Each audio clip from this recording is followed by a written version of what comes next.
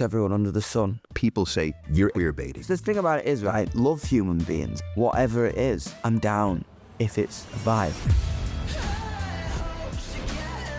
I really struggle with my body. I always have. People would say in the comments that I would read it and read it and read it. I was like, I am not well. I am drinking a lot. I was just going on mad binges and then eating nothing for 4 days. I didn't even know how bad it was until I stopped. We've got to talk about the music. No one gave a fuck in the UK. But then someone in America goes, I want you to come to LA. You basically left with 60 cents. 60 quid, and it came back with a $1 record deal. What was the most painful moment? My family went bankrupt. I don't really speak about that moment.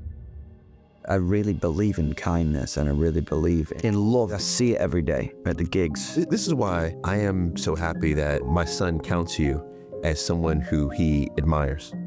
Can we talk about love? I have taken space from the biggest love of my life. Never loved anything like I love her. That's why I got tattooed on my arm. So why not be with her? Before we get into it, just a heads up, we discuss some sensitive topics with Dom, including eating disorders, sexual assault, and domestic violence. So please take care while watching.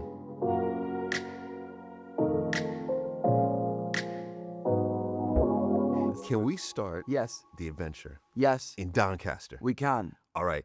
Tell me about it, because I've only stopped at the train stop. Yes. So when you think about describing Doncaster, Yes. how would you describe it, especially growing up? Rainy. Pavement. Community.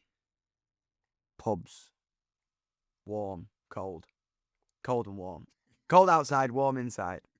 You know, I really love where I'm from. I haven't always loved where I'm from, but I do now as a man. I think I love the north of England. It's literally a fundamental base of my whole personality. You know, I think that's why such good music and such good art comes out of the north, because it's kind of, I always describe the north as like there's so much beauty in the dirt. Mm.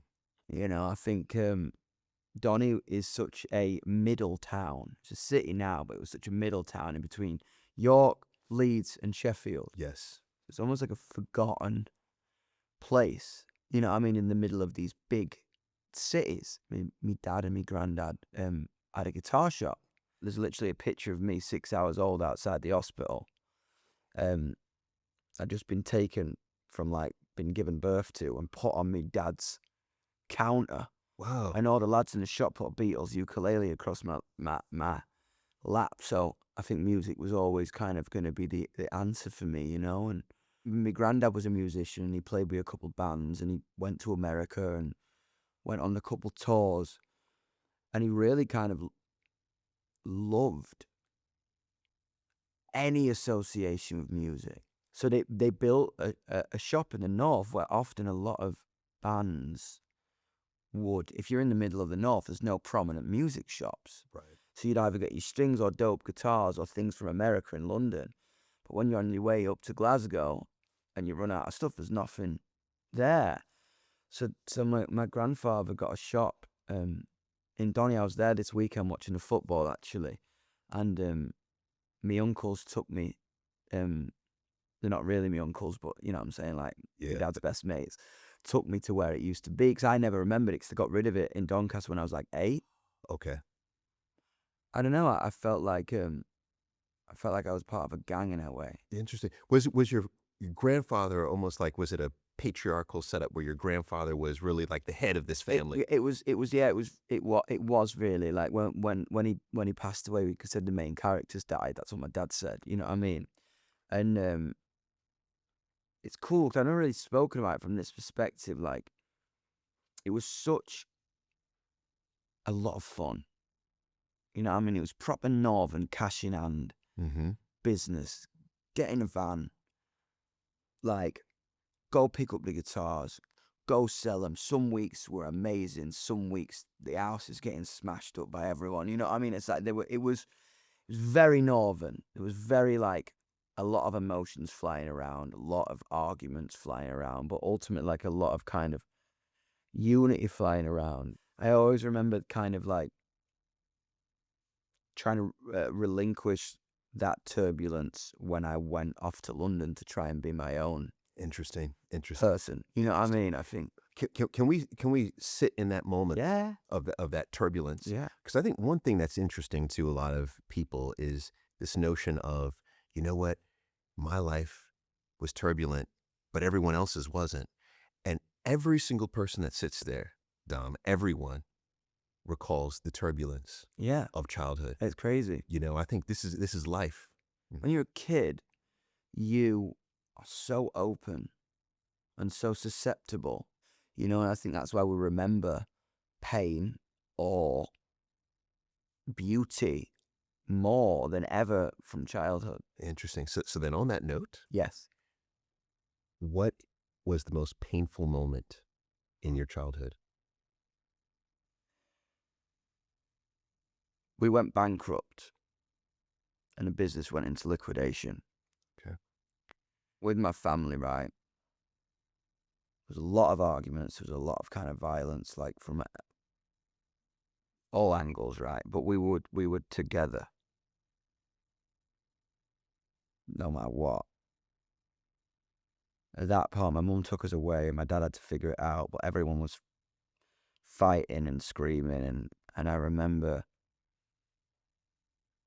feeling completely divided, kind of like, you know, when you're in the middle of a battlefield and your army's scattered. Yeah. I can hate them and they can hate me, but we're together and we were completely divided. And I remember like being really freaked out, but almost like confused for my dad and scared for my dad. And I don't know, I think like I don't really speak about that moment. How does that moment of isolation, when you were such a close-knit family, you were a team, Yeah. right? Now you feel isolated. How do you think that has shaped the man that you've become? I really craved community. I think the whole basis of who I am has strived around making people feel safe in a space to potentially make me feel safe. Mm. I really think the fundamental sense of my world building and my strive for community came from my grandfather, and I've never said that. He was such a lover of culture and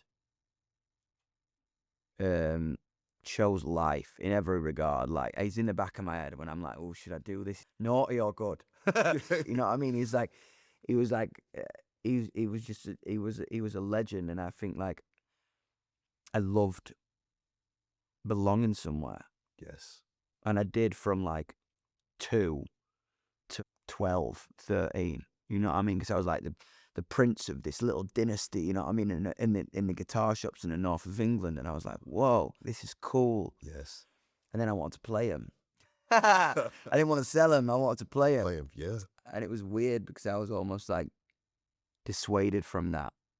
Because obviously I think my dad and my granddad knew how hard it was to make music of any kind. People were coming in to the shop, getting signed, buying guitars, and coming back a year later and selling them. Because it was like, so they were always like, nah, don't go into music. Don't do it. It's too, yeah. It's too, you know what I'm saying? It's literally just like, don't do that. Yeah. It's, But I could see the love though of that family, Yeah. that environment. Because I almost think back to I grew up in New York, and I remember the family and seeing uncles and Yeah. just, you know, it was like I'm a part of something. completely. I'm a part of something that means something. Oh yeah, it was sick. It was rock and roll. You know, it was like honestly, it's all I've ever really known is rock music because I was on a shop counter. Yeah, The yeah. smell of a vintage guitar and guitar strings and pickups and metal and soldering irons and wires and beer that's been on a carpet for 2 weeks is like my smell of home. You know what I mean? It's the thing, you know, when you get a smell, Yes. it's like damp beer carpet and metal from guitar strings is like what associates me with home. You should do a cologne. I fully should. It smell like shit, but I mean, I'll love it. I'm down, you know. I think it's so funny every time, like, kind of we buy a vintage guitar or I smell guitars because it's kind of makes me feel like I'm 10 again. Yes. So what was school like for you during that time? Now that is where things juxtaposed for me, because at school I was either loved or hated. I was like very like, he's out of control, he's wild, he's dangerous, he's very opinionated. To be honest, I was exactly the same as I am now. I loved people. I wanted to believe in people. I wanted to meet people. I wanted to do things. I like marveled at the world. I've always been a puppy. You know what I mean? Sure. And I think in the North, some people don't like that. It's quite a British thing. It's very funny when you first go to America, right? If you've got a nice car in America, everyone's like, wow, you got a nice car. If you've got a nice car here, look here. You know what I'm saying? Yeah. And I think that's a very British thing, and that's just our culture. And I think when you kind of someone is fundamentally fizzing with energy, some people want to dim that. Mm. When people look at me, they already form an opinion because I'm so full of energy. People either think it's fake, or that that I'm going to be completely out of control and they're not going to like me, or I'm going to be a dick. Wow. I've always just been like, Marmite, you love it or you don't. Right. In school, being 8, 12, 13, whatever, how did people try to dim your light? I would be really experimental. I was like always too loud, or I would make an argument. I was like, I don't know if that's right. And I would always be like, sir, why are you doing that? Blah, blah, blah. And I remember Own Clothes Day came around for a specific event. And I was so excited. I had my Nirvana hoodie on, and I'd been watching Kurt Cobain, like in the shop. So I had eyeliner on, I put my hair down, Nirvana hoodie on, skin tight jeans, and I paint my nails. And I remember a teacher in front of the whole class was like, boys don't wear nail varnish. And I was like, where the hell did that come from? And you're like 11. And I always remember like being either too loud or too excited or too confident or too quiet or always too something instead of just being like the vibe, you know. But then I met a drama teacher who I fell in love with, because I think when I was a young kid like that, and people try and dim you, you want to kick back and you start to rebel and you start to get naughty because you have no outlet. And you kind of trying to look to someone, and I started to kind of like go the wrong way. Okay. I remember one teacher came, Mr. Vigette, came into my life and was just like, you've got so much energy, and you've got this fizzing, you call me this pan. He was like, you're a pan, right? And you've got this, you're bubbling and you're simmering and your lid's blowing off. It's like, if you learn to harness that, use it. Wow. And use it as a superpower. And when people don't like it, realize that the power is within yourself to give them a response, or to give them pain, or to give them their point any sense of validation. Like, that's when you're going to win. That's brilliant. And I remember that. I remember being like, I remember that hitting me in the forehead. Yeah. And going like, oh. And I found like drama as a subject, or music, or history, was something that I could delve into because of that subject. I was like, what do I like, and where do I want to put this mad thing what I've got that I don't know why I've got it? What can I channel this into? Did you have an idea professionally at that point, what direction you wanted to go, where you I always knew that I wanted to like be on stage in any capacity. Mm-hmm. even if that was like a teacher or something, or like, you know what I mean, or like obviously like world rock star was top of the list, or like movie star or some shit, but like, or like I don't know, like speaking or performing in any regard was always kind of what made me happy. What lit you up? Yeah, it just kind of like let me switch it on. I don't know. You know what I'm curious about though is that it seems like that particular teacher changed your life, Yeah. right? So you had teachers who supported you, teachers who didn't. Yes. How did your peers respond to you? You know, how did the other kids respond to you? Because I can imagine that, you know, you're describing what Doncaster was like. Yeah. You probably don't look like No, yeah, I was a weirdo.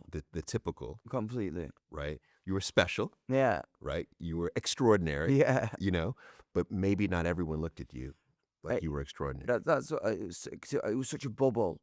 You know, I think Doncaster is like, I mean, it's a lot better now, but like when I grew up, it was like you kind of go into town and people were like, what the fuck is he wearing? Or why is he like that? Like, you know, I mean, I was like, it was pretty intense. I had like goth boots on and eyeliner at like 9. My mum said she took me down into town one day and people were like, how can you let your son dress like that? You know, I mean, I was like I was like expressing myself, and a lot of people would be like, I was just like, I used to get like puff, weirdo, you know, all that shit in town, you know what I mean? All those like crazy words. That was very abnormal to like someone formulating a personality, Yes. you know? And I think kind of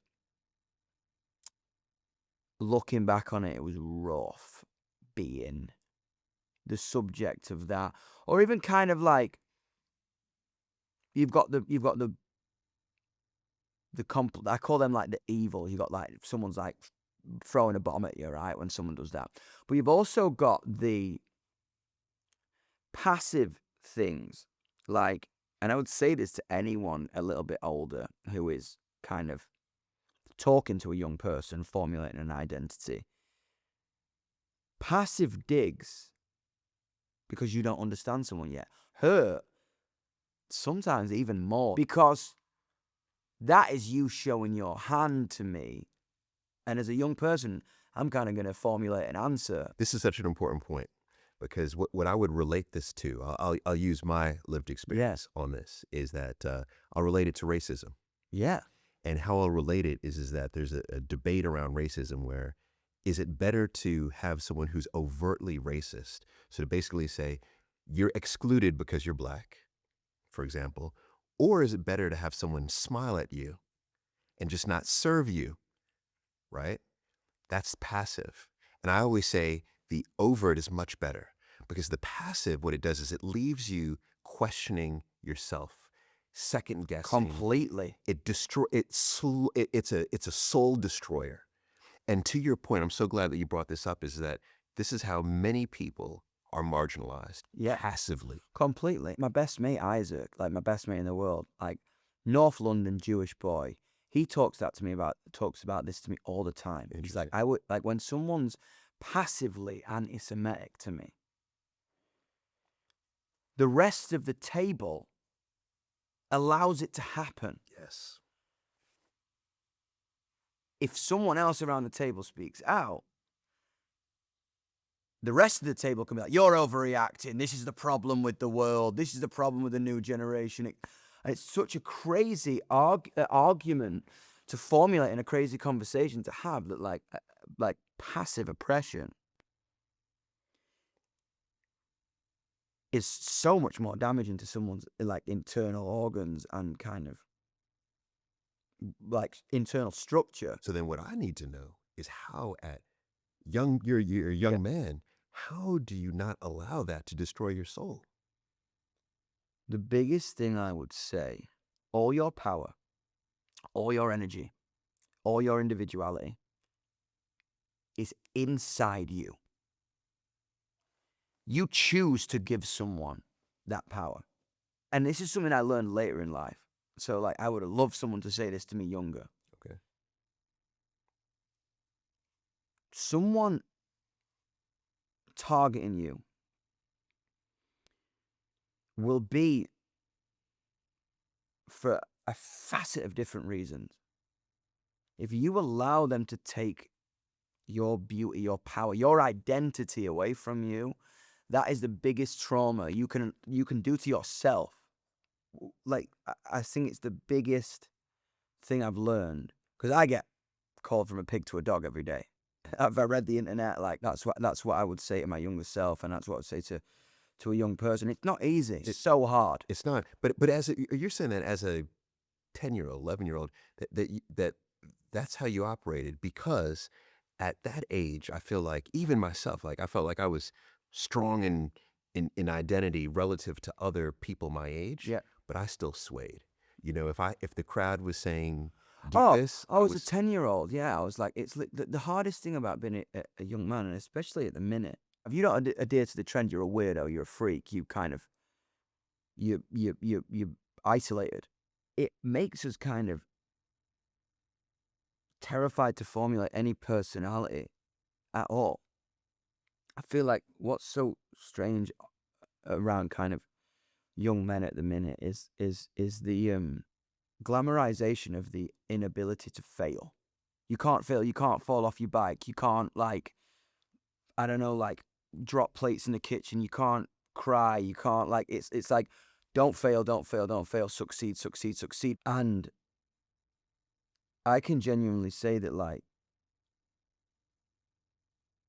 failure is the only way you will build up a personality in any sort of education within yourself in the world. Like, don't be afraid to fail. I fail 10 times a day, and I succeed once a week.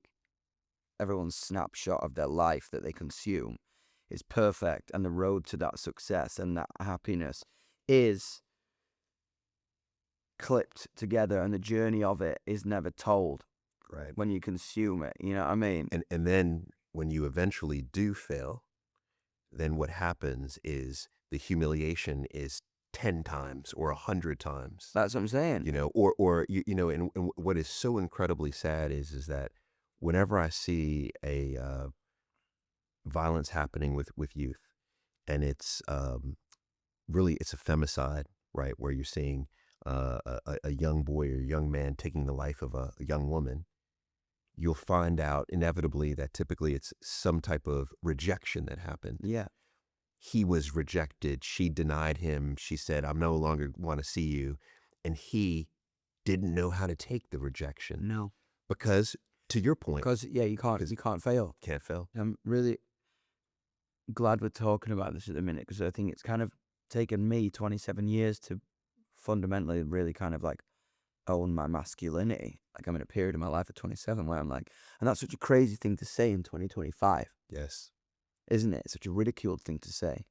I think we have such a duty at the minute to really talk about that. It makes me really scared for young men at the minute, because they have nowhere to turn to. You know what I'm saying? There's such a big anti-men thing happening on the internet, and for a 12-year-old boy to see that, it's like, ooh, who can I be? And then you end up finding someone like Andrew Tate, and then you turn towards that. If you take someone like my sister's generation, who's 18 now, she is, her and her friends are so dope because they see nothing. They just see humans, and they love, and they're like, yeah, man, what are you talking about? Like, I was fully just like, you kind of like want to tread on eggshells, and they're kind of like, what are you talking about? We're vibing. They don't see, like, my sister's generation in school, I see all her friends. They don't see gender, they don't see sexuality, they don't see color, they don't see nothing. They're just like, yeah, man. But on the generation under them, there's something darker happening. I think because of the internet, and there's so much like marginalization and segregation, etc., etc. We have to be careful with everyone, because it feels like it's going the other way, especially with young males at the minute. Yes. So watching a thing on Gareth Southgate, his speech, the England manager. Yes. And it's so interesting because you can tell, as an, I don't know how old he is, 45-year-old man, he's terrified to talk about masculinity. Right. And that is a very scary thing. Even me now, I'm going, okay, how do I navigate this? Because this might go online, and I may get cancelled for this. Because as YUNGBLUD, I am for whatever you are. I've been for, if you're non-binary, if you're trans, if you're a woman, if you're a man, if you whatever you are. Right. Like that's Youngblood, but when I kind of go to the period of the subject of masculinity, I'm like, shit. And it's interesting because like kind of when I talk about this to all my friends, it's almost like we all tread on eggshells. And I always get really concerned for my little cousin who's 12. And he's a legend. And he likes go-karting and he likes football and he likes blah, blah, blah. And I really get worried about like, okay, who is he looking at on the internet? Because if you take this kind of anti-man thing that's going on, which is justified, like take that out of my generation or my dad or my granddad or my great-granddad, fine. But this 12-year-old boy been exposed to this kind of thing, going like, oh, I can't be that when I'm formulating my ideas, but I like this. And then he's on the internet every day, and then he finds, again, like the far right and this kind of position of power. Like, it's really dangerous. Because what my point is, people like me and people like you are afraid to go, I'm masculine. You can listen to me, and the biggest part of masculinity is I learned in a boxing gym, right? With boxers. I walk in, I love it. I'm full of testosterone. I'm aggressive. I'm about to box. I like boxing. Youngblood likes boxing. Yesterday, I'm wearing a skirt on stage. So this morning, I'm in a boxing gym. You know what I mean? Right. And the biggest, beautiful kind of thing I learned from that is, like, I love the masculinity and respect in my gym. Because I'm like, everyone goes around each other and says hello to each other. And that is the problem. You've got this on this side. You've got this on this side. And in every regard at the minute, like us liberals, if you want, are afraid to take the gloves off when the gloves need to come off. Yes. Even what's happening, like everything regarding like trans people in America right now, like the far right are taking the gloves off. Yeah, I mean, trans rights in the UK as well. Exactly, everywhere. I'm just saying, but like stemming from that over there as well, where I see like such a staple of womanhood, like Hunter Schafer, bring out a passport that says male on it. I'm like for my generation, such a staple of like a modern womanhood, and I'm like, oh my god, amazing. It's like, but it like with us all, like at the minute, like people are afraid to talk out of fear of being cancelled. If you're liberal, if you're like centre leaning left, or if you're left, it's like the gloves are off on the right, and we've got to talk about it, and we've got to be unafraid to be challenged, or be like, make mistakes on cameras like this, make mistakes on podcasts, like say your opinion, because we need to give something back as well. You know what I mean? We do. You know what's so wild about what you said, Dom? You just articulated something that I haven't been able to, but it's been in my mind for so long. Oh, cool. Yeah, it was brilliant. And I'm trying to articulate it. So if it's unclear, I'm just like trying to get there as well. I see, because you were like, I can see, you were like, I want, because, all right, to that point of wanting to articulate it, is that this is something that personally I deal with every day, is I want to, quote unquote, say the right thing. Yeah. Right? Because you don't want to be canceled. You don't want to be alienated, but you do want to express yourself. Completely. You know, and it's so frustrating, because I think that so many of us, what we're doing is we're doing a disservice to the younger boys. That's what I'm saying. Yeah. And that is it. And if we're not doing it because we're too scared, they're going to find someone who isn't scared, who is preaching darkness and a step backward in the world. Yes. As a people, we do this all day, and we pick up information. Our opinions are based on what we consume. If that's you reading books, if you having conversations in the pub, if you're watching things on Instagram, you have to we learn. We're sponges at the minute on hyper speed. Yes. So I just think anyone in a position of power, of platform, or of not of anything, have to talk, and you have to conversate. But this is interesting, because there are many artists, and I'll say just people who have massive platforms, but I'll say artists who say, you know what, it's not my role, or it's not my responsibility. No, it completely is. Some artists I don't want to get political. I don't want to get blah, blah, blah. I don't want to get it's like, it's time more than ever to speak, and it's time more than ever to want to learn publicly. I'm like, someone asked me a question, I'm like, I don't know what you're talking about. Teach me about it. Okay. I said something maybe a little bit wrong. teach me about it. Either that's the opposite to cancel culture, I think, because everything's moving so quickly. I didn't mean to miss that. I misrepresented that. I might have said that a little bit wrong. Educate me on it. Do that blah, blah, blah on it. Instead of like shutting down and not saying anything at all. Right. Because that is how, again, someone who's not afraid to take the gloves off and to throw a couple of punches will make the world a darker place.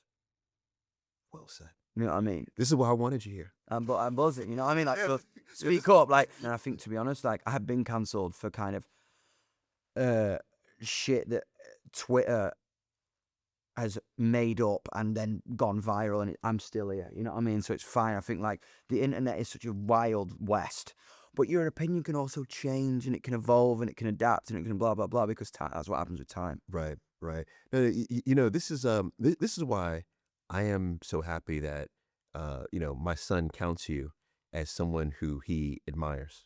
Vibing well. Yeah. That means a lot to me. You talk a lot about culture, politics, society, right? And you've infused that in your music, clearly. But when you were a young man, Yeah. who did you look up to? Who did you aspire to be like? I loved Bowie. I loved Beckham. I loved people who were so themselves.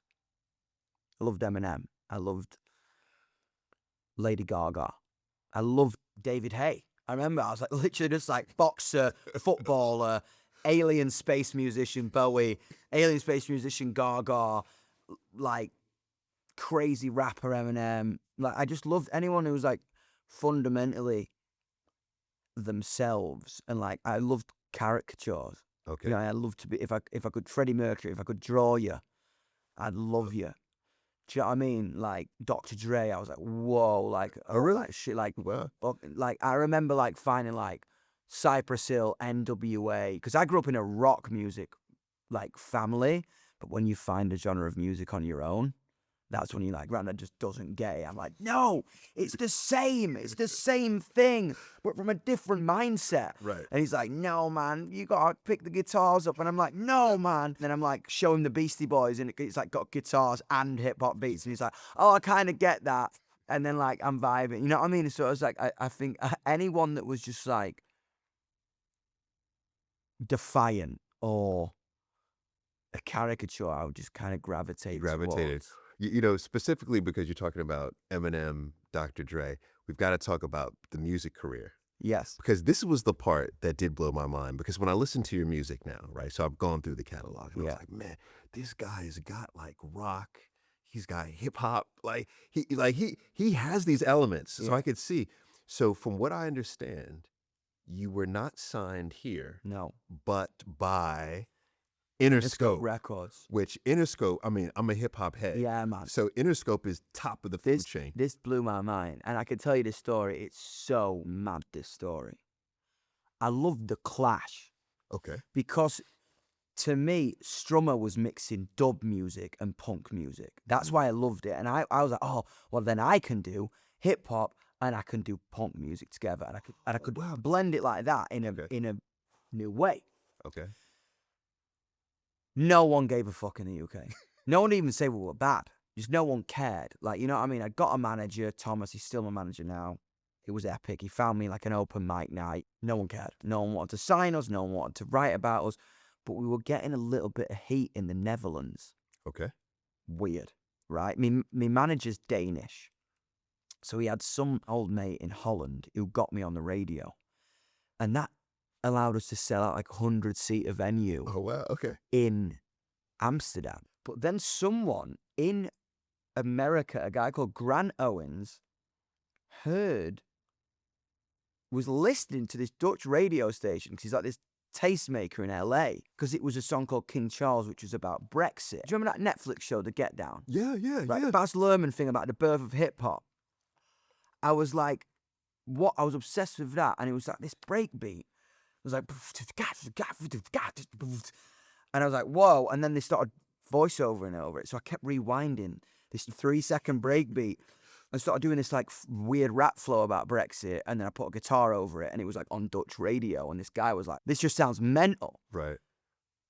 So this guy goes, I want you to come to LA and play this night called We Found New Music at the Bardo in Hollywood. Thomas was like, right, I'm going to pay for you to go to New York.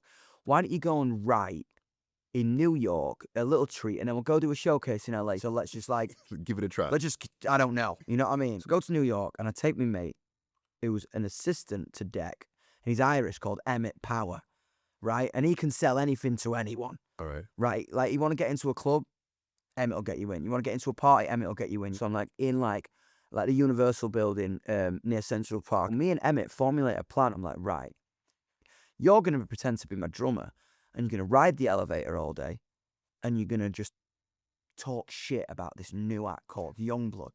Right, so he's in an elevator in New York, Universal Building's like, yo, Jesus, you gotta hear this new act, YUNGBLUD. He's like blowing up outside the UK. Kids are going crazy in Europe. And then like these young A&Rs going like, oh yeah, cool, man. Typical major label style. Chat, chat, chat, chat, chat, chat, chat. The whole building's found out about it. Then news has made its way to the West Coast. Incredible. Warner, Republic, Sony, XYZ are talking about it. We fly my band out. Thomas at the showcase goes, right, there's every major record label executive on the front row. Don't fuck it up. And I'm just like, go straight to the toilet, spew my guts out. Do you really? Oh, yeah. We're literally like, me, my drummer, and my guitar player are living in a 2-bedroom flat in Clapham South. There's got live wires on the wall. We stink it down. I'm like, this is the moment. And I was just shitting myself. Didn't know if I could hold it together. I'm a guitar player, best friend in the world, Scottish, just goes, fuck him. Gigs son.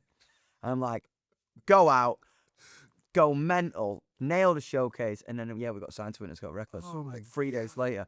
But it all came from us talking shit in an elevator. In New York. In New York. That is an epic story. It's a wild story. It's an epic story. And it just goes to show, right, the power of just like belief in self. Belief in self and friendship and community. You know what I mean? And never give up, because you never know when the smallest situation can turn into a moment that defines you. Yes, yes. Like like that's the problem with the world at the minute. We're never present. The love of your life could walk by. The person you're gonna start the most revolutionary business in the world could walk by. Your best friend for the next 50 years, the godfather of your child, the godmother of your child could walk and pass you by, and you are completely unaware of it because you're just thinking about the future, or you're thinking about this. Yeah. You also, that story too, I think, is a beautiful example of control everything that you can, right? You know, your friend is talking in the elevator, you know what I mean? You're like, your talent, obviously, you control everything you can, but then other things, Nah, you gotta let you let it go. you gotta let it go. Your boy from Scotland was just like, yo, this Yeah, and that's it, man. It's literally just like some of it is written and some of it is not, and so and you gotta write a little bit to get to the bit that has been written. Yes. You know what I mean? If you got a page right, the bottom of it's written. You got to fill in the first bit. Yes, yes. So from that, can you talk about the deal? Yeah, it was always going to be Interscope for me because it's fundamental values. Mm-hmm. Defiance, community. Yeah. Trent Reznor, Eminem, Dre. All of Death Row. Literally, all of that shit was just like, it was like rock and hip hop collided. Yeah. And it was just like, this is just home. And they went, we just want to do what you want to do. I don't necessarily think I have a hit song yet. Oh, to this day. Not really. I've never had a song in the top 10, ever. But is that, how do you, You know what how I'm do you saying? qualify hit though? For me, that's what I'm saying. For me, Mhm. I've never had a song in the top 10. But I always wanted to lead with community and what does the music mean? What conversation does it start? How does it bring people together? And Interscope got that. Okay. You know what I mean? I believe maybe if I would have been signed to Epic, if I didn't have 3 hits later, I would have been dropped. Not everything is about money. No. But I think it's important that, because how big was the deal? Like, because you said you basically left with 60 pounds. 60 quid, and it came back with a $1.2 million record deal. We have to stop for a second though. I remember 13 months of playing East London, the Old Blue Last, downstairs, the Lock Tavern in Camden. Everyone was like, nah. Every meeting I went for, rock music's, it's not really happening at the minute. That's what everyone was saying. They're like, it's a little bit like the Arctic Monkeys. It's a little bit like this. Oh, I don't know. He's a bit energetic. I don't think that's gonna get on Radio 1. I remember people saying that to me. And to then go to America and someone go like, we love this energy. We love this defiance. We love this because it's different. You know what it sounds like? It sounds like you and your drama teacher all over again. Yeah, it does. That's what I'm saying. It's another bit in my life where Neil Jacobson and John Janet go like, we love it. Like, I think any artist right now, your individuality is your best tool you've got. In the past, they would try and make everyone cleaner to fit to TV, to fit to radio. That doesn't matter. There's no rules. Now, as opposed to when I'm signing, the labels haven't got a clue what's working. Because there's no formula. Individuality is the thing that's celebrated. Even if your individuality is to be the most squeaky clean, normal thing, or it's to walk around with a pan on your head. If you've got 10,000 people banging a pan on your head with you, it's a culture. Right. You know what I mean? That's just it. Right. So you have the deal. I have the deal. You come back. What's the mindset like? I remember what it was. I was like, send me on tour.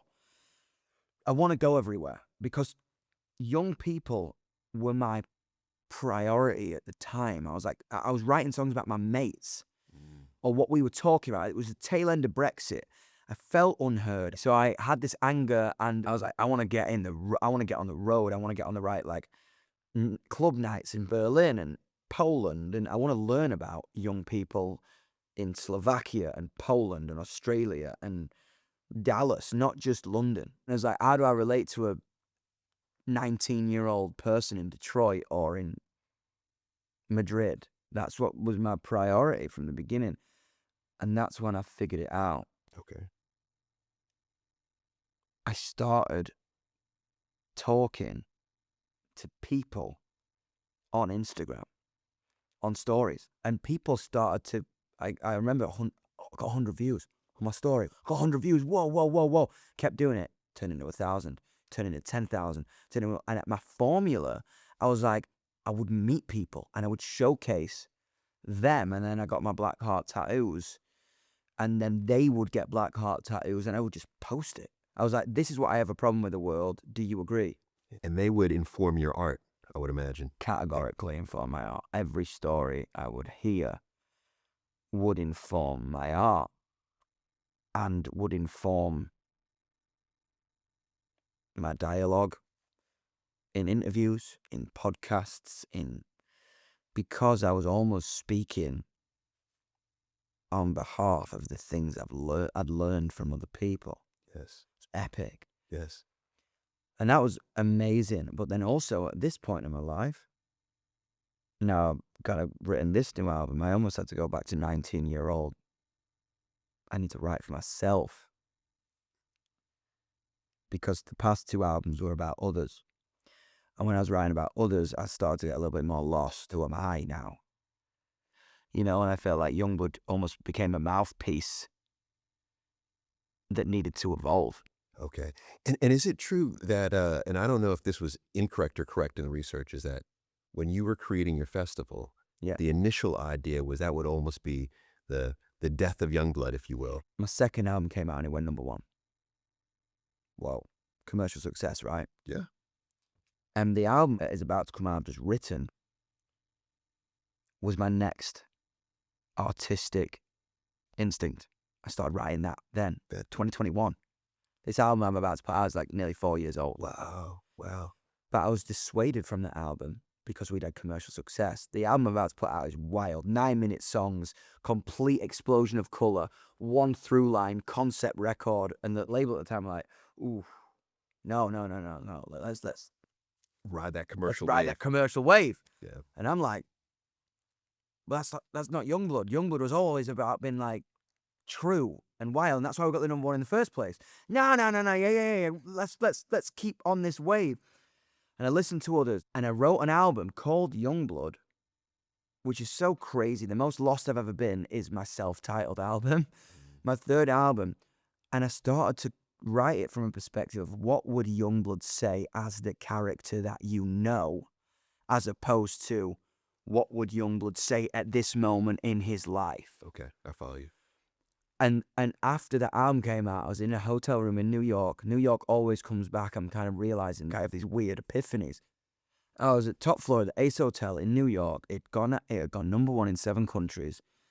And the reviews came in, and some people said I compromised. I was like, you're fucking right. There were great songs on it, but I'd almost written an album about what the caricature of what you know YUNGBLUD is would say. Okay. And I called everyone, and I was like, I need a minute. Because it was album tour, COVID, album tour, COVID. You know what I mean? It was like a whirlwind. And I was like, I need to have some space to figure out what it was. Because I think with me, I've been such a polarizing figure. People love me and people don't. And I didn't really realize until I stopped how much of an effect that has had on me, because I would read everything, because I did my own social media. It was always me. So you were on it. I was on it. You were reading all the My own comments. social media I've always done. Still do to this day, right? I felt like I have too much responsibility to a community that I've built. I need to, and it became a bit of an addiction, and I was like, I need to be on this. But I would start to read things about myself that I didn't even know I was insecure about. Mm. Could you give us a few examples? I really struggle with my body. I always have. I was always a little bit chubby, and people would say this shit in the comments, and that led me to kind of go down a real hatred of my own body, and then a questioning of inauthenticity. Almost the same. It dragged up all the shit from school. He's too much. They can't be real. His accent's fake. His da-da-da. And that people would formulate these narratives on the internet, and I would read it all, and I became addicted to reading it all. This self-destructive, weird shit that I would kind of go down and read it and read it and read it and read it and read it. And I needed to take a break from it, because I was like, I am not well. I am drinking a lot. I am eating myself. I am things I was doing after I was eating. I'm really like, oh shit, I'm not right now. Yeah. I mean, just, and Yeah. there's a line, you tell me Yeah, to yeah, stop. yeah. But what were you doing after eating? You can imagine what I was doing after eating. You know what I mean? I was fully just eating myself till I was sick, basically. And Okay. and I was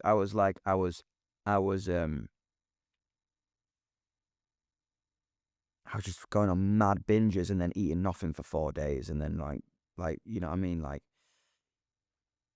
eating myself till I was sick and drinking myself till for days, and just trying to find distraction anywhere. Okay.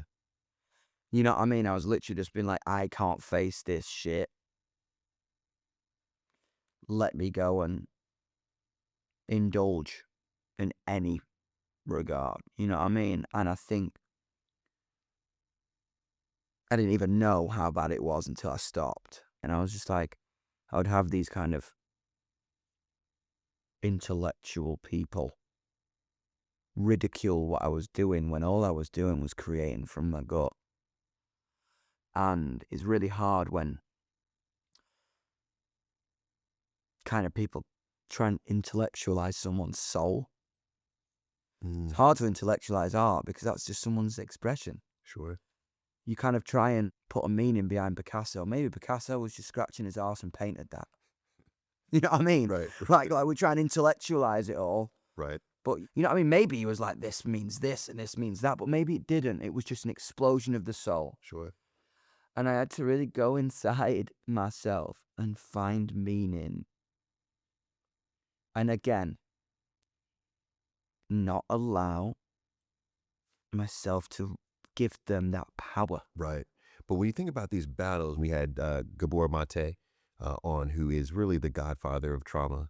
He talks about how what trauma does to us is it reshapes how we then view the world. Yeah. And when we internalize the trauma, it shows up in our body and in negative behavior. So when you think about this trauma that's happening to you. How does it impact you physically? How does it impact you mentally? It was I was a bastard. I was like, I wasn't talking to my mum. I wasn't talking to my girlfriend. I wasn't talking to my sisters. I was like blaming everything and everyone. You know, I think like you blame the world. I think when you internalize everything, that's why it's, again, such an important thing to talk about. If you don't talk, the poison festers and you start to blame everything around you. That's not the person we want to be. That's not the person we are. I think with it all, I had to fall in love with myself again. So I had to be alone. I've been saying like I don't want to be alone in my whole idea of my fundamentals. And I really had to be alone and be like, what do I want? What do I want? What do I need? And now that's where the festival came, and that's where the new album came from. I was pissed off with festivals anyway. I thought they were taking the piss out of people. You know what I mean? When I'd like go to Coachella. Right. Because what, the ticket prices? Yeah, ticket prices or just like fundamentals. It became a thing of absolute privilege. Like $250 for a festival ticket, $125 to $150 for a gig ticket. Right. I was like, okay, I'm pissed off at that anyway. I want to get everyone together, so let's start a festival. Sick. Right. And I think what Bludfest did was it really made me realize where this whole thing's at. It made me kind of go like, oh, this has become way bigger than the idea that I think this is. Yes. And this YUNGBLUD is different to you, it's different to you, it's different to you, it's different to you, it's different to you, under this whole fundamental umbrella of individuality and love, but it means something different to every single one of the 35,000 people who are here right now. It made me fall in love with the name again, because it became ours, not this thing that is placed upon me. It became an idea in personified form. Right.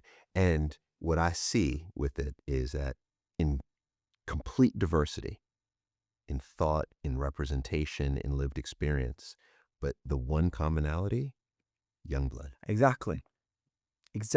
Yeah. And it was bringing it back to the Gareth Southgate thing again. And he said that, he was like, as England manager, right, I'm bringing in players who are all born in England, but they have different backgrounds, they have different religions, they have different cultures. Yes. What is our common goal as a team? Declan Rice and Saka in the same England team. Who are we together? Yes. And that is the question for the world right now. That is the question for everyone in our beautiful colours, in our beautiful, different, mad perspectives that might disagree with each other. We need to ask each other, who are we as a collective, as a human race? Because we're failing at the minute. We are so divided, and with no compromise, or no will to compromise, or no will to hear each other or actually see each other. Who are we? We've all got a heartbeat. We all take a piss. Right. We are human beings. And I think, again, that idea when I saw Bludfest and everyone in different iterations, I'm like, this is so sick. Because to me, it's rock music, but to everyone else, it's a world. It's a world. But it's rock music, I think, with a, I don't want to say unique message, because there's so many incredible rocks with great messages. But I think that it's, you know, I think you do a superb job in delivering your traumas. Yeah. You know, and allowing people to connect with that. Because I have read, just like you, I've read the comments. Yeah. And there's a wide range of comments, but the overwhelming amount of the comments on all of your videos, all your music, is how people connect to your lived experience. Completely. One song I have to talk about. Yeah. You already know what song I'll probably talk about, is Hatred. Yeah. You know, that was, that one hit me. Yeah, that was wild. And what I'd like to know is, one is if you could talk a little bit about the song, but how do you have the strength and almost, I'll say, confidence?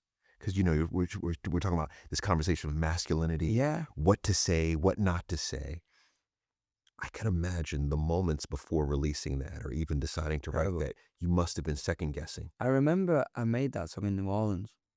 In New Orleans? Okay. One of my favorite places. Yeah, amazing. It was such a crazy experience to write Hey, because obviously the song is about me being molested in a doctor's surgery while my mum was in the room because I was behind a curtain, right?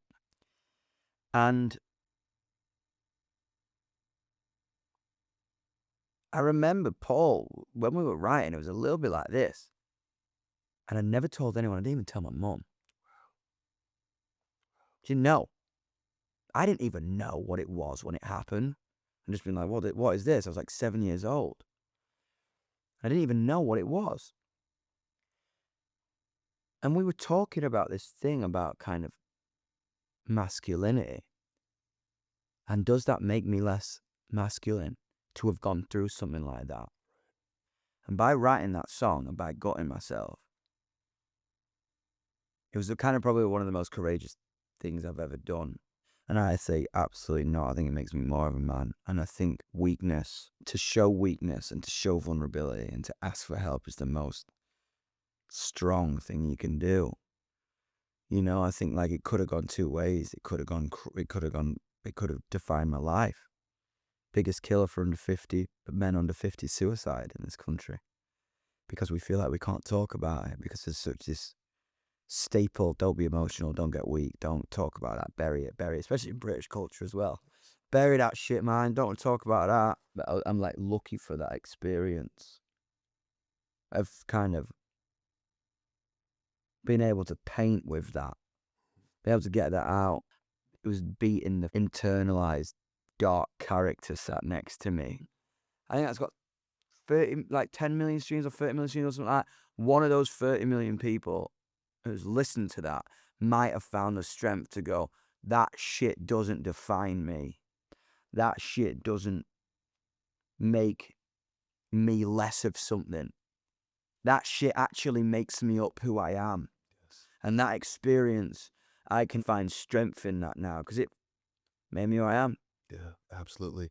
I so appreciate you talking about. Yeah, I'm an open book. I said that to you. I'm down. It's one of those where it firmly falls into this. Really, it feels like the theme of this conversation is masculinity. Yeah, it's weird. I think it's very weird you've caught me there at this point in my life. It's like at 27, you know, I think like I've been on such a journey and kind of like arrived here at this place. At this kind of turning point, you know. And we know 27, I mean, we have to talk about the 27 Yeah. as well. You know, this is something that looms over so many incredibly talented musicians. At 27, we lost Hendrix, we lost Amy Winehouse. Yeah, man. You mentioned Kurt Cobain. Yeah, 100%. You know, we lost all of them at 27. Were you aware of that entering your 27th year? Categorically, yeah. I think with it all, I think like when you're, again, such a staple of youth, like YUNGBLUD was. Yes. YUNGBLUD is, YUNGBLUD, whatever. You either die, which was kind of probably maybe on the cards with the way I was drinking and eating and doing whatever and indulging. Definitely like a possibility. You know, if you like ask me managers and my mates, like it was wild.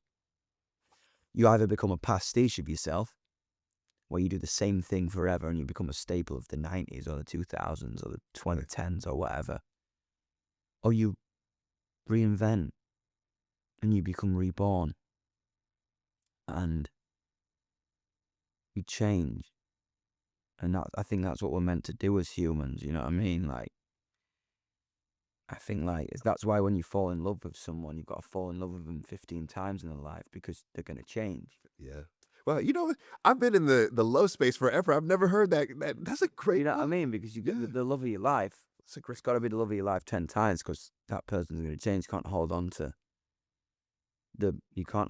the person that you met on the first day you met them when you're 80. You know what I mean? You can look back on it and be like, oh my God, I remember when I fell in love with you. But that person's going to probably become completely different.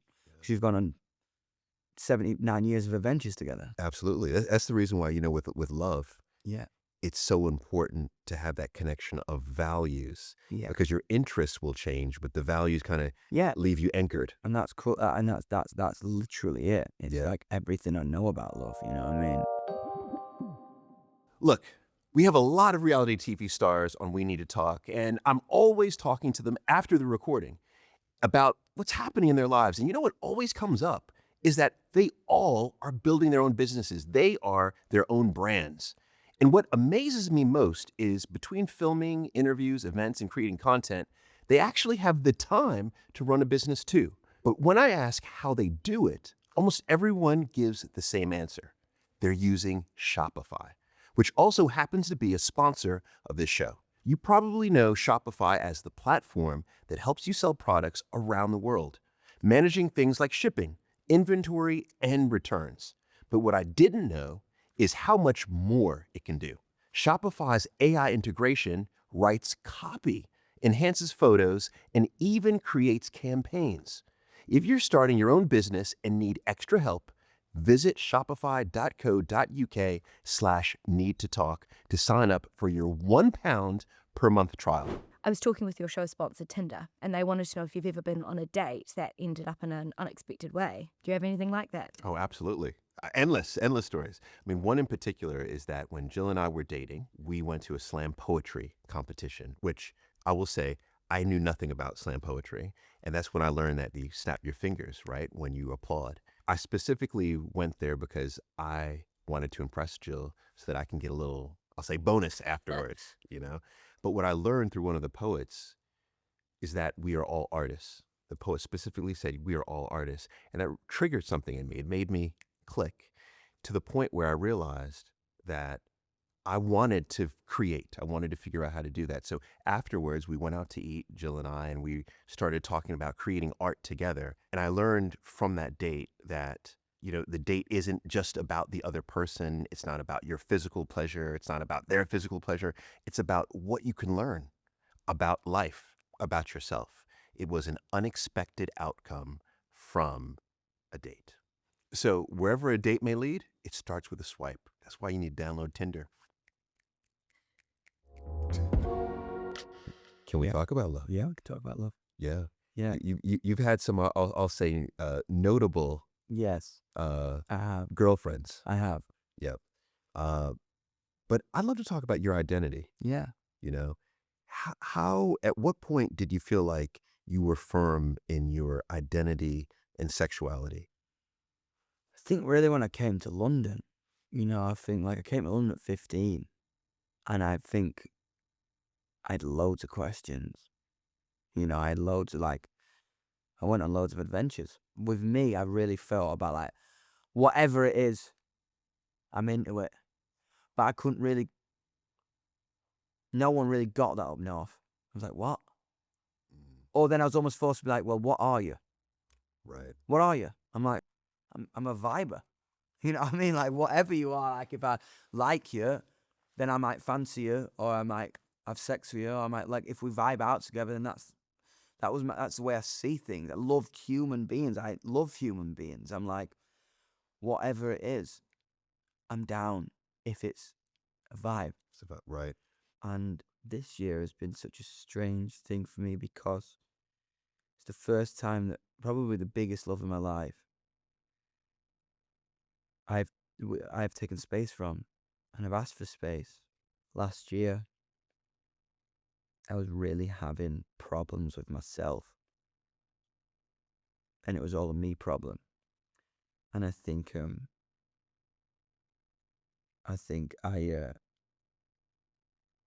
name's Jessie Joe, basically. You probably know Jessie Joe Stark.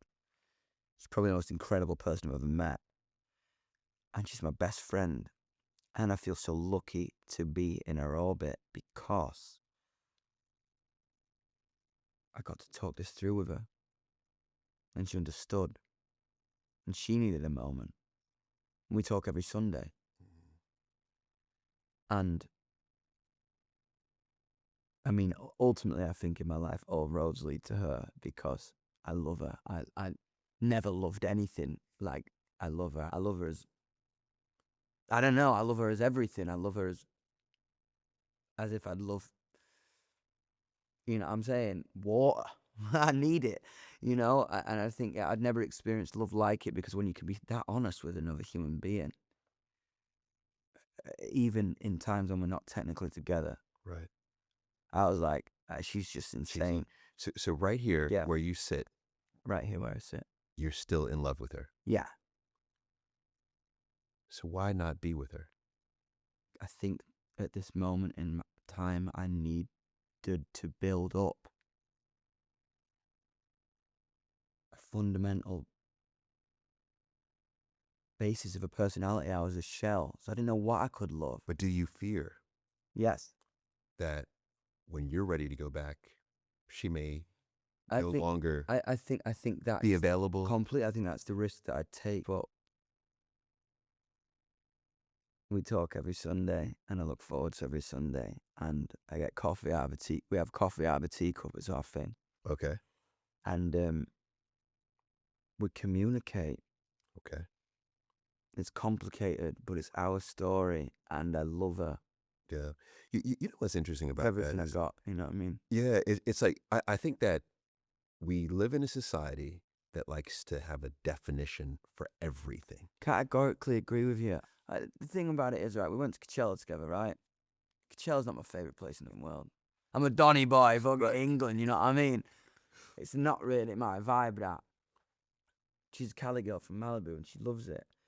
And I was so distracted by trying to go from place to place, or meet person to person, or network, or do whatever, that I wanted to do it on my own. And I'm like, why do I not want to do it with her? And now I look back on it, I was like, should have just held her hand, man.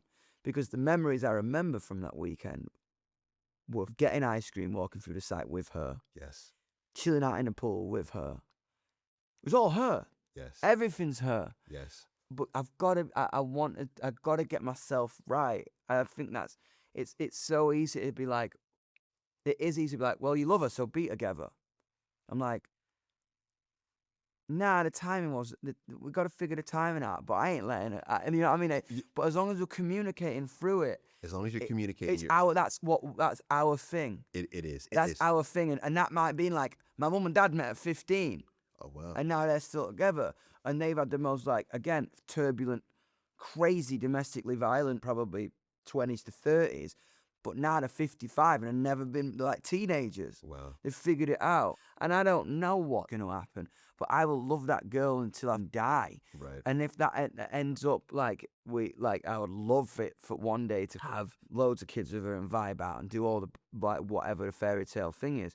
But if that doesn't happen, that doesn't happen. But that's why I got tattooed on my arm. I was like, Look at that. She's there. She's there. always She's going always to be. there. And people are like, are you not scared if you don't get back together? I'm like, nah, man. She's on my skin. She's in the same way that she's inked into my heart.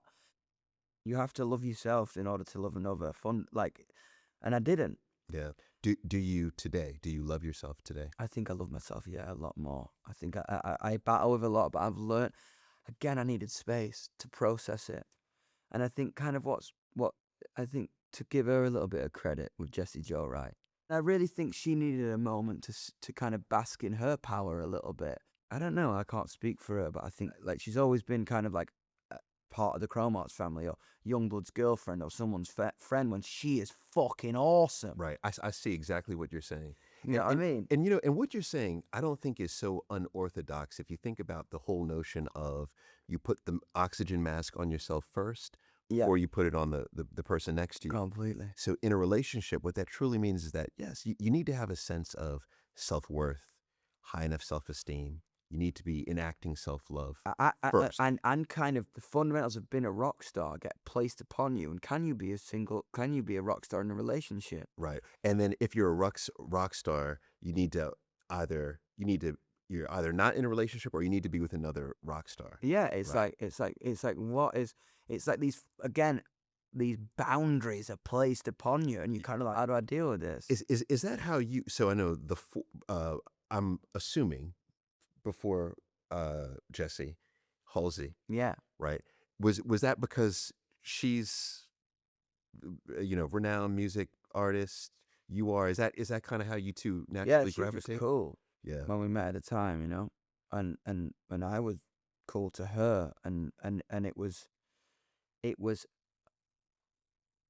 that was almost two things colliding. That's why I don't think we worked out, and it was epic. But we were too. We weren't complete in each other. And that was earlier in your career as well. Yeah, I was so young. So 19. Yeah. No, I was like 21, I think. Can't remember how old I was. I was like, I was young. Do you believe in marriage? Yeah, You do. yeah, Do you want to be married? yeah. I think so. I think like I'm a little bit of an old soul like that. Okay, because so that was a shock to me. Yeah, really. I thought you were going to say, marriage, I don't really. Nah, I'd love to get married. Really? I think so. When the time is right, I think. Okay. It's weird. I'm a complete contradiction, me. I really am. That's why people don't know how to gauge me, because on the one hand, I'm like, yeah, whatever. And then on the other hand, I am quite traditional in terms of marriage. I would love to do that. So I'm sure you want to have little ones as well on your team. Loads. I want loads of little fuckers. Honestly, right, stop. Honestly, I'm going to be such a mad dad. I'm like, right, stop picking on your sister. I got to go on stage now. See you after. Or come on stage with me. Oh, yeah, get up on there. But not till song 3. I know you're going to steal the limelight. Yep. All right, I love it. I want to get into some of the things that I saw in the comments. Yes. All right. I want to have you address I love that. some of the controversies, negatives, Cool. right? One Yeah. is around your upbringing. Yes. I see this happen Completely. all the time. I know you see it. Yeah, it's so crazy. So I think that the notion is okay. Where's he really from? Is he truly from the north? Yep. Is he working class, or is he actually kind of this upper class? And the reason why I think class comes into play is because when I got here to the UK, I had no idea It's how regimented. yeah, it's such an old school concept. You know what I mean? It's like, because our country's 2,000 years old. My dad gets really angry about this. Because my dad was like, I went to work, we had money, we didn't have money, and then we had it again, and then we didn't have it, and I'd never hidden that. First lyric I put out, I'll admit I've never been broke, but I have been broken. It's the first line of YUNGBLUD that ever came out. And I really think the internet wanted to put a narrative on me, because I've got an accent like this. You think my accent's bad? Hear me mum talk. Hello, love. And he's like, yeah, my mum, and it's interesting. People want to put you in a box. Right. And I ain't ever said anything other than the truth. That's it. Right. You know what I mean? Right. That's my vibe, and that's all I can. That's what I can say about it. You know. So what do you think the idea is behind trying to say that you were from a different? Because I feel like the idea, and correct me if I'm wrong. Yeah. Is you've been hearing this your whole life, right? Is that you're from an upper class than what you are. It's almost like you're misrepresenting class. I don't get that. I don't get where that is from, because again, like what my dad says, he goes, right, your granddad went to war, came back, got off a gas station in Stainforth that had an hardware store with his brother, with a house in the back, and then he had 2 sons, Richard and Philip. My granddad was in a band. Uncle Philip went to school and became a doctor, moved out of London. And then my granddad started a music shop, and then we had a music shop, and then you were born into a music shop. So it's just like, I don't know what class that makes me, Right. but we had a successful music shop. My family's the real deal. I know more about rock and roll music than, because it was my education. And sometimes people will be like, oh, well, you had it handed to you because you were from a music shop. I'm like, I'm telling you, you're tripping. I'm into it. And now I'm 27 years old. I'm like, and kind of formulated my internal argument. Yes. I'm like, I don't know what to say to you. You're talking shite. Yeah. Like, You know move what on. I mean? Yeah. Yeah, move on. And nothing. it's kind of just like, oh, is that all you got? You were going to use that. Cool, man. Cool. All right. That's fair. You know That's what I fair. mean? What about this is, all right, another, Hit me. I think, misconception, but let's Yeah, see, go on. is queer baiting. I knew you were going to say this. All right. What? Yeah. So with queer baiting, just Yeah. so everyone, Yes. understands, is this notion of alluding Yes. to having same-sex relationships. Yes. but not having same-sex relationships. But the reason why people allude to it is so that they can gain an audience. Yeah, A queer audience. 100%. What's your My vibe is like, I don't know what people want to say about that. I've fucked everyone under the sun, and that's the vibe. And I love love. And if it's a vibe, it's a vibe. And that's, again, it's interesting to be like this. I think when you sign up for entertainment, it's people are like, this is performative, this is da-da-da.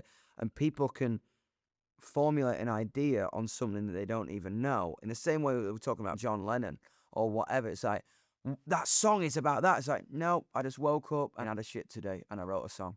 But some days it's just like, oh yeah, no, say what you want. I don't know what to say to you. I'm into what, if the person's a vibe, the person's a vibe. right? Rock and roll, man. Do you know what I mean? I know. I was wearing a skirt since I was 6.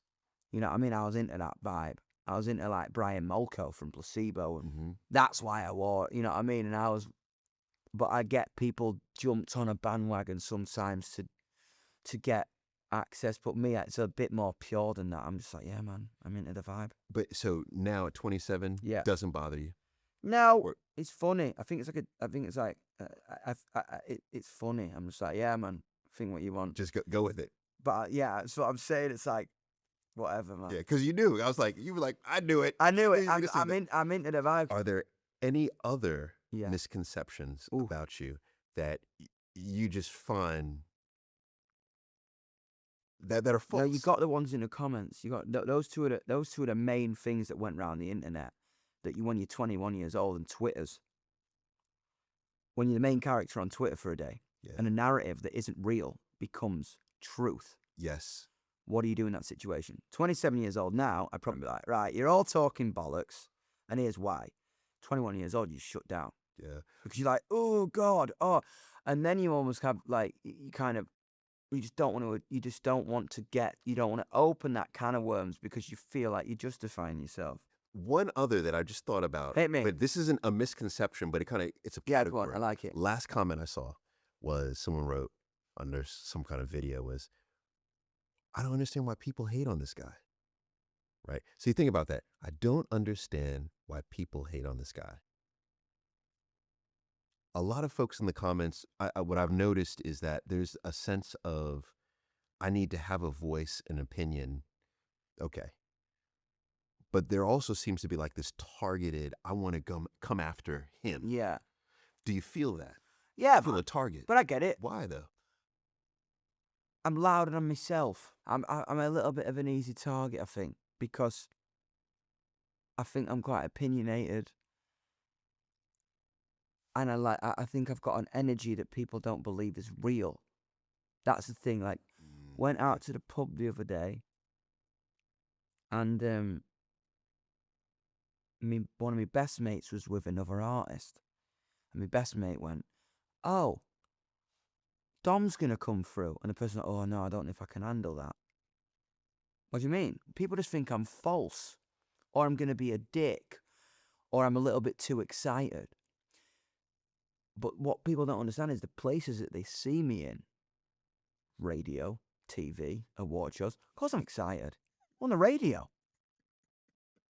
I'm on the TV. What do you want me to do? All right. How's your day going? Yeah. You know what I mean? It's like, and then I went to the pub, met the person, and I'm like, and they admitted to me, pissed off a bit later, was like, oh my God, I completely got you wrong. And can I tell you what? I am a little bit exhausted of people getting me wrong. Because I promise you, I am exactly the same here as I am when I meet you. Every pub I go into, You're it's actually like, right. Oh, you're actually nice. I'm like, what does that even mean? You know what I mean? Or my favorite thing is the masculine thing. Oh yeah, I thought you were a bit of a dick. I don't really like your music, but you actually sound. I'm like, thank you. Don't know how to respond to that, but I appreciate you. You know what I mean? Like, it's such a bizarre thing, but Was it all of these kind of misconceptions that led you to take your social media break? yeah. Because the thing about it is, right, if you think about me, right, I walk into a pub. People probably might not even know it's me, but when you're in that world, Yeah, and why is this? So help me understand this. yeah, Why is it that there's a fixation on the comments rather than the content? Because I see this with my 14-year-old son Yeah. and his friends, is that they go to the comments before they go to the content. because as human beings, we follow. What does other people think about this? Can I like it? Instead of going, do I like it? Do you like that picture on the wall? I love it. Hell yeah, so do I. I'd tell you if I didn't. What if there was 17 comments underneath going, that picture's shite? Would that influence your decision? Yeah. Would that influence your son's decision? Do you know what I mean? Yes. That is the way, that's why I think art, or that's why I think the world is pretty scary right now, because we base our opinions off of everybody else's instead of going, do I like this tree? Do I like this sneaker? Do I like this music? My friends don't like this music. My friends don't like these sneakers. Shit, I better not do that. Mm. You know what? Ultimately, that's self-esteem. Completely. Because when you have low self-esteem, you need the validation of others. 100%. And I Yeah. think, like, again, like, if you, like, with this album, I had to be like, this is about me. Okay. And this is about myself. This is about me creating something for myself. For yourself. So that break you took, it sounds like you needed the break for many different reasons. Yeah. But did you take that time and just put it into the album? I went into the album. What happened was, I think when you write in LA or London with songwriters, whatever that means, everything's great. Mediocrity slides because people want a cut. If you're a relatively successful artist. So what I had to do was I went up north to make the next album with my producer Matty, Okay. who did the first album with me, and my Scottish guitar player we spoke about earlier, Adam, who's my best mate, and a guy called Bob, who's known me since I was 15, right? Oh, wow. As humans, we teach ourselves to hide. We hide. All the time. We hide. Because if you genuinely reveal yourself, and you genuinely put yourself on a plate, and someone else rejects it, turns the nose up at it, invalidates it, it's the biggest trauma and the biggest internal question you get. You go like, oh my God. And you hide. We would rather not say something out of fear of being like uncool or judged, or we just hide. And I was hiding. After this, in this point in my life, you know, when I went to make this album. And what was amazing making this album with people who just want the truth from me, they kind of unpicked me. Yes.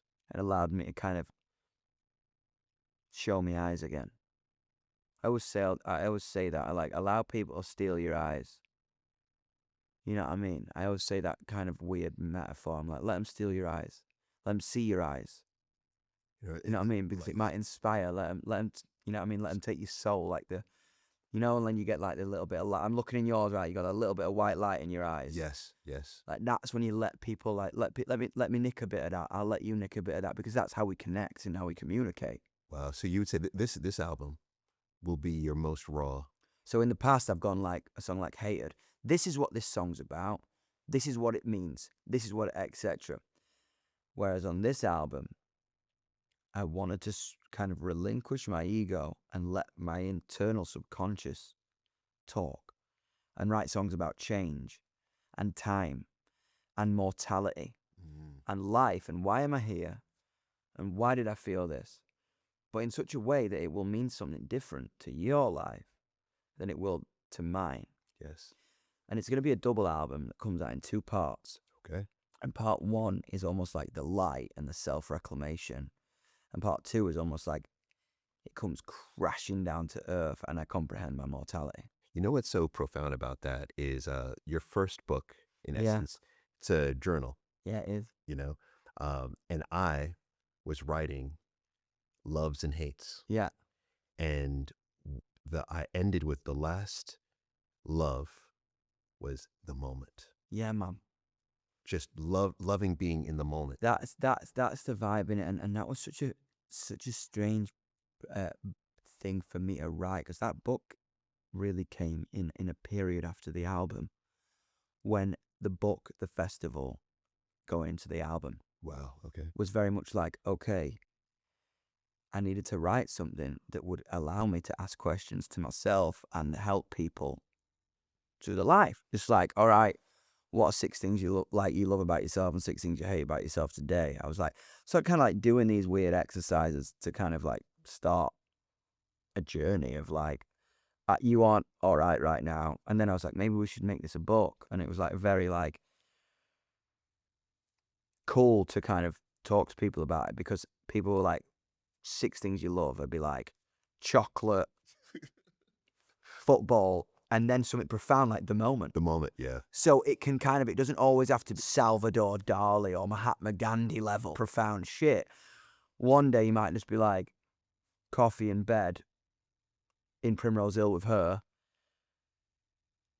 holding my mum's hand, because now I'm 27 and I feel like I can again.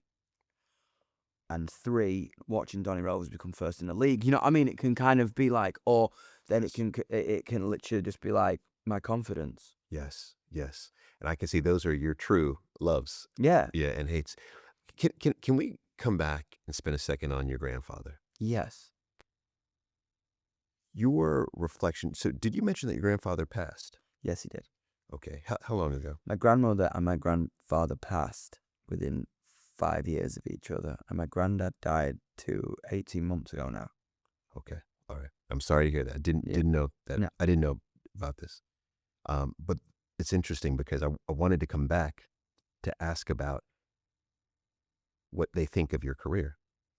So now I have to come and say that in that moment, when you think back to what they would think about the man that you've become, what is that? The last time I ever saw my granddad alive,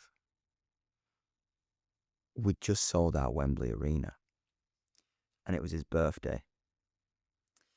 And my granddad was so important to me and my dad. He really gave me, again, the fundamentals of community and rock music. He gave me this adventure.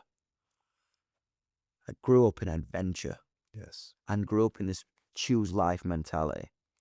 Do it. Do it. Do not pass up on an opportunity for a moment or a memory. That was my granddad. He was like, ride till the wheels fall off. You know what I mean? And he was a bit of a cynical little bastard, especially when it came to music, because he was the musician in the family. And then I started to want to do that. So he always kind of felt a sense of responsibility to tell me what was good or bad.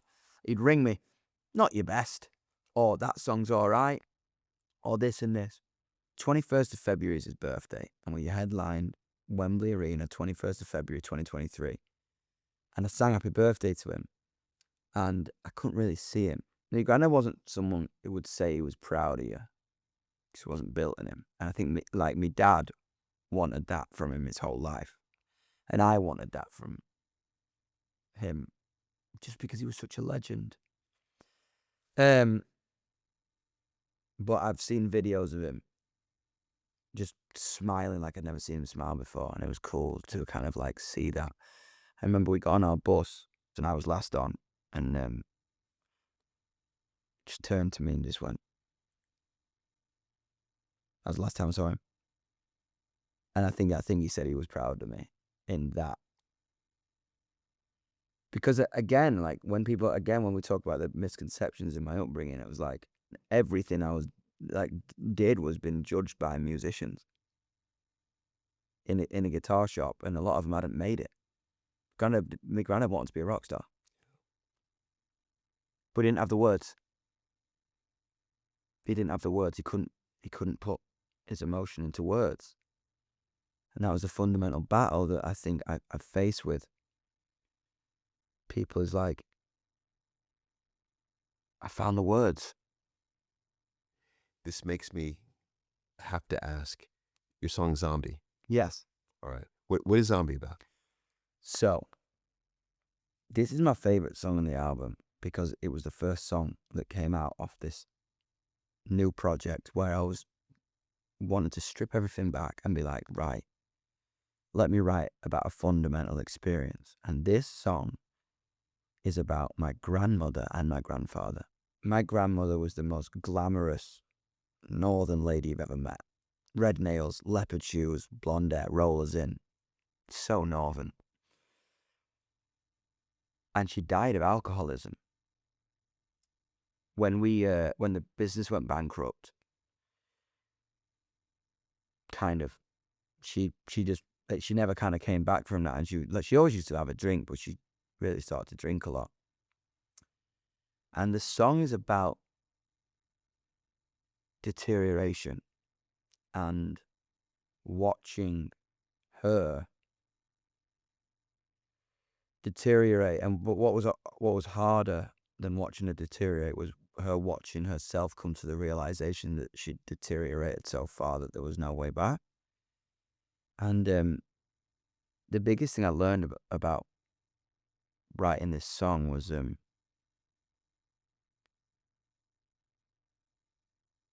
taking that fundamental emotion and wrapping that inside a song that would again make it feel accessible to people in different scenarios. We all feel ugly. We all feel like we don't want to ask for help. We all feel like we have to go at this life alone. But one experience can change that. By the time she asked for help, it was already too late, and no one really knew. The main lyric of the song is, if I was to talk about the words, they would hurt. So if you were to ask about the pain, I would lie. That was the first line I came up with. And that was partly about losing her, but also partly about me thinking, what would she have said? And I kind of left it on ice for a while. And then my grandfather died. And I really needed to kind of revisit that for them, and finish it. And yeah, that's what the song's about. It's about this feeling of kind of feeling ugly and feeling helpless and not wanting to be a burden for somebody, which is often made up in your own head. Could never have been a burden for me. Could never have been a burden for my mum, my dad, my sisters, my auntie. We wish she was still here. We would have done anything, But people, we get into these dark places where the 6 things we make up in our heads aren't often the case. You know what I mean? And if only we would talk about them, and if only we would communicate, this is what I'm feeling, maybe the people that love us would go, yo, what are you talking about? Or like, no matter how far you stray from each other, there's someone out there, even if you're related or not, that will show you kindness. And I think that's why people call me a bit of a tripper or a bit of a dreamer, but I really believe in people. As much as the shit that I see fundamentally on the day-to-day, really believe in kindness, and I really believe in love, because I see it every day at the gigs. I get to watch a show every night. People forget that. Yes. I get to watch 20,000 people. I get to watch lovers kiss. I get to watch people have an argument and resolve it. I get to watch a father and a daughter find common ground in this. Yes. I get to watch old people and young people connect on something that otherwise they would have like been rivals. You know what I'm saying? I get to watch beautiful things, and that's the fundamental like meaning of the song, and I can't wait for it to come out. I think it's probably one of the best pieces of Youngblood music yet. It really shows that, you know, your grandmother, your grandfather, right? All these loved ones, they live through the music. Yeah, I can't wait for it to come out. That song's been amazing for like 5 years, and I'm finally putting it out. You're putting out, look at that. It's so weird how songs kind of rear their head and find their time. Yes, and now's the time. Yeah, now is the time. It's Now gonna is be the time. crazy. Yep. What would 7-year-old Dom say if he met 27-year-old Dom? He'd probably stick his tongue at him like, "Who the fuck are you?" Because that's definitely me as a kid. I went back, I looked at all these interviews, and sometimes, if, you know, going back certain years, I didn't see this level of brightness in your eye. Yeah, there was one instance I want to talk about that kind of really impacted my life and really kind of summed up the album when I brought it into the real world. Because I've written it, Right. I've written it in the studio. And when you take it to the world, that's when you really learn what it is. You have an idea of what it is, but when you give it to the world kind of tells you back what it is. And I was at this event in Amsterdam, and a load of people had turned up outside, and you know, it's like when cameras are there and you're a bit like, whoa. But I got to have this human interaction with a girl, and she was like, "Your music saved my life. You saved my life." And I was like, "No, I didn't save your life. You saved your own life.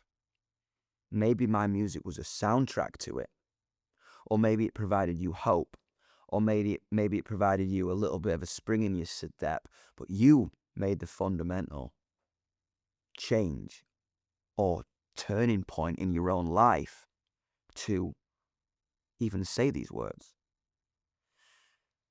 And that is what I wrote this album about. And it's called Idols because it's the first time in my life I realized that I was the one with the answer the whole time to peace. In the same way that you are, your peace. 27 years and you figure that out Just now. just now. Yeah. You've got to turn to yourself, you know? It's Yeah. very crazy. It is as well. And to your point is that we have to go through that storm Yeah, in order to build up the resilience, in order to be self-reflective, completely. you know? So I'm completely with you. Dude. You know what's so wild is Don, is like, we need to talk. We talked about it all, Yeah. you know? And I always have a last question Yeah. that I ask, and then I have an ending thought, but I cannot wait to hear the answer to this question. Everyone gets this question. Cool. Okay? If you think back to your 27 years, Yeah. you've had some incredible conversations with incredible people. Which conversation stands out the most? And who is it with? What did you learn in that conversation? 15 years old. I went down to the basement of the producer who is with me now, called Matty Schwartz. And I never thought the love of my life would be a 54-year-old Israeli man. Kicked me out of his studio in 15 minutes. And I remember this changed the trajectory of my life because I was in London and I was kind of like trying to make it, right? And I brought in these songs that I've been listening to other people, blah, blah, blah. And he's like, "These are shit." I never had someone like hit me like that. I was like 15 years old. And he looked at me and he was like, "Who are you?" And I didn't know. Mm. And I left that studio traumatized. But I really remember that conversation changed my life because I went home, but in the back of my mind, I was like, this guy's right. And I remember Thomas, my manager at the time, kept ringing Matty, being like, "You got to get back in with him. You got to get back in with him." And this started a thing called the month. And I call it the Youngblood month. Because I went home and I had a front room in Wandsworth, and Thomas, my manager, was paying me rent. I sat in my front room and I just wrote that down. And I had a TV and a couch, and I was like, "Who are you?" And I came up with, I literally spider diagrammed everything. I was like, "What am I mad about? What do I wear? What do I want to look like?" That's where the pink socks came out. I knew that I loved Sex Pistols pink. Yeah. And I went back, and if you ask Matty today, I came back with fire in my eyes. And then that led to the Get Down, the song I wrote in the Get Down, the poem about Brexit. Who are you? Yeah. No one ever asked me that. And that allowed you No one ever asked me that. Something that simple. go on the journey. Stories. Everything's about stories. Yes. Stories are everything. How you got your record? Yeah, that's the story that That's what I'm saying. Like, I was actually talking to a guy who, a guy who's just come into my life, who is a guy called Ocean, who is a pub landlord he's just opened an Irish pub called the Devonshire in town.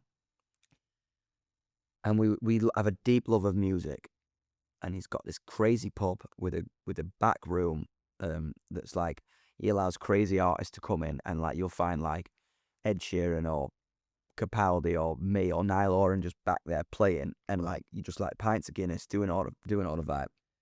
It's so funny you said that, because we were talking about that yesterday. We were just like, we went for breakfast yesterday, and we were just like, what's it about at the end of the day? Stories. It's all about stories. If you're a pub landlord owner, if you're a musician, if you're a doctor, if you're a decorator, it's all about stories.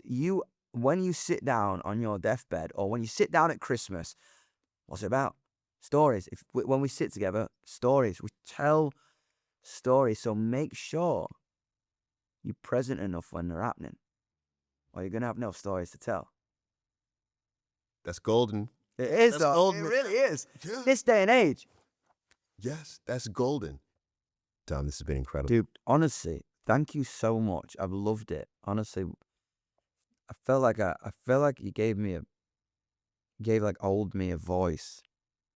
I pushed a lot of shit down, especially like misconceptions around me. You know? I felt like I just had to kind of let it go and let people think that shit and not kind of have an argument back. And you gave me that today. I appreciate that. No, it's been an honor. Thank you. Yeah, too. it has been an honor. And I tell you what, I cannot wait for the album. Yeah, dude. It's soon. Coming soon, man. And I tell you, my son can't wait. Dude, honestly, no cap, Bludfest. If you're around 21st of June, bring your whole crew. You know, I've never done a festival with my boys. Oh my God, that could be lit. And to be honest, let's make that happen. That'll be sick. We'll bring him backstage and that. Oh my God, he's just gonna go. Yeah, it's gonna be epic. Honestly, I think he'll freak. All right, done and done. Thank you. Thank you. Thank you, man. Thank you. Thank you. You're a legend. I remember that was so sick. You are, man. Yeah, you are. You're doing it right. Yes. Oh my gosh. Once again, I love the conversation. The plan was not to go in and talk about masculinity. That was not on the cards, but I found we continually went back to that topic, and you can see it was on his heart. And at 27, he's now just fully realizing and understanding what masculinity means to him. And I think that's powerful for him to be so forthcoming about that, you know? And he admitted to still being on this kind of journey of exploration and self-love and dealing with insecurities. But you know what? Who isn't? We are complete in our incompleteness, you know, and he represents that concept well. And what I loved about this conversation is we began to remove labels of things. That's a label that we need to remove. What he has is a version of love. As he was saying it, my initial thought was, well, you need to be with her.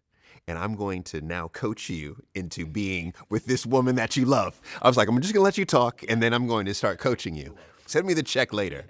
But then as he continued to talk, what I realized is that he truly is identifying what his self-worth is, what his self-esteem is. He's regaining his self-confidence. And to his point, and he said this eloquently, is you need to have that intact or in a semblance of that before you can fully emotionally connect with someone. Because he used the example, in a disagreement, he would just walk off or not fully understand.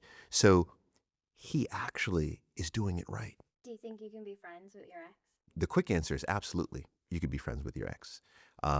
Many people are not because of how the relationship ended. It sounds like this was a mutual decision that they made. So to me, it feels healthy. I'd love to see them get back together. I'd love to see it. The conversation around who are you? Yeah. Yeah. Who are you? You know, when Don was saying this, right?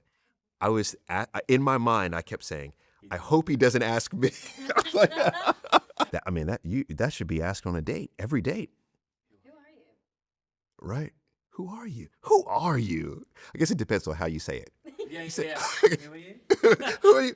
Who are you?